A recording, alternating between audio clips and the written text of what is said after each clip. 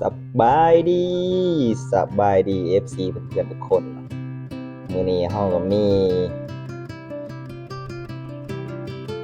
สิ่งมานำเสนอเนาะก็คือบันไดของเฮานั่นเองแข็งแรงทนทานระยะความสูง5 เมตรไปเบิ่งวิธีทำกันเลยก่อนอื่นเนาะเฮาก็มาวัดขนาดเล็กบันไดขนาดตามที่เราต้องการจะทำบันไดเนาะขนาดบันไดที่เราจะทำก็คือความกว้างอยู่ที่50 เซนเนาะความสูงจะอยู่ที่5 เมตรเนาะเราก็มาเริ่มตัดตัวบันไดเนาะให้ได้ครบจำนวนตามที่เราต้องการก็คือเราจะใส่อยู่ทั้งหมด11ขั้นเนาะ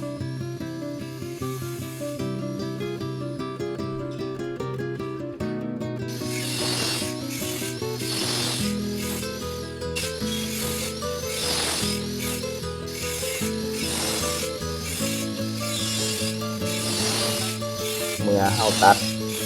ขั้นใดได้ครบแล้วเนาะต่อไปเราก็จะมาวัดทำการวัดเนาะตัวโครงหลักของบันไดเนาะเราจะวัดระยะห่างอยู่ที่ระหว่างขั้นเป็น40 เซนเนาะถึงเรา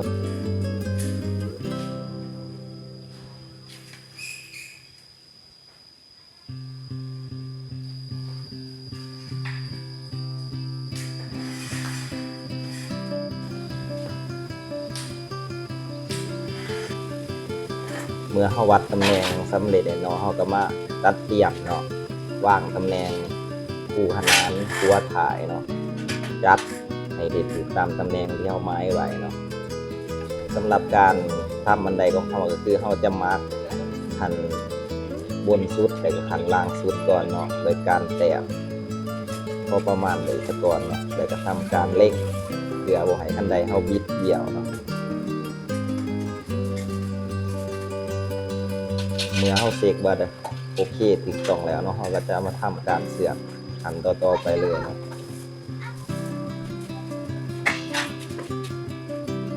ลักษณะการเสียบของเรามันจะเสียบมาไปก่อนเนาะเพื่อมีข้อผิดพลาดเราจะได้แก้ไขได้เนาะ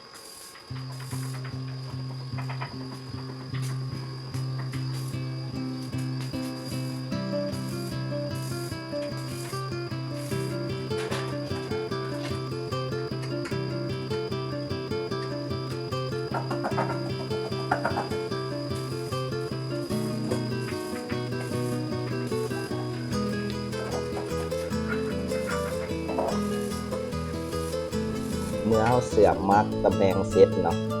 ก็จะได้ออกมาประมาณนี้เนาะขั้นตอนต่อไปเนาะเมื่อทุกขั้นถูกต้องตามตำแหน่งดีแล้วก็ทำการเสียบเต็มเลยเนาะก็คือขั้นตอนนี้มันเราจะเสียบแบบเต็มคือว่าแน่นที่สุดเท่าที่แน่นได้เนาะเพราะว่าการเอาไปใช้งานขึ้นที่สูงเนาะว่ามันอันตรายมีนะความปลอดภัยของตัวเขาเองเพราะว่าเขาเองเป็นผู้ใส่เนาะเขาก็จะแต้มทั้งด้านลุ่มและด้านเทิงเนาะเสียบให้เต็มทุกจุด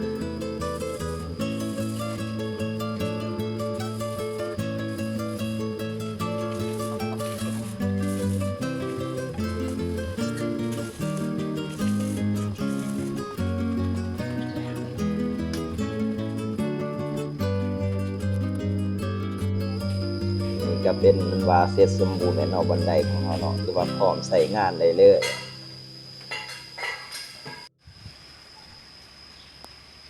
ซึ่งจุดประสงค์ของเราก็คือสร้างบันไดตัวนี้ขึ้นมาเป็นเพื่อทาสีบ้านเนาะเป็นบ้าน2 ชั้นเนาะคือว่าแข็งแรงเนาะ